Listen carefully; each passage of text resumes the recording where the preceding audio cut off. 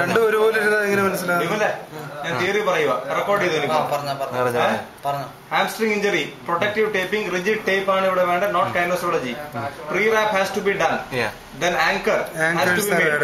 Anchors are ready, side by side, vertical, one nearer to the injury, and these tapes enclose the injury area. If the injury is medially located, അങ്ങനെ പറഞ്ഞോ, we will pull the it is laterally. അല്ല അതിപ്പോ medially injured എന്നങ്ങ് വെച്ചോ, medially injured, then we will pull the tapes towards the lateral side. അവർ തമ്മിൽ ഒട്ടിച്ചിട്ട്. In this case it is medially, laterally, and this pull to the medial side. We are pulling the lateral injury, lateral anchor. അല്ല അത് medially ആവും അപ്പം pulling. Pulling is done medially. Okay. തന്നെ.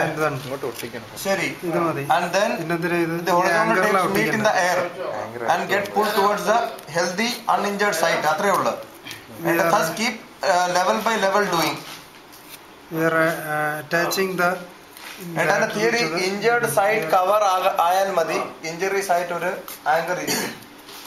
Injury side injury സൈഡിൽ ഒരു anchor ഇരിക്കുമെന്ന് പറഞ്ഞു. Sorry.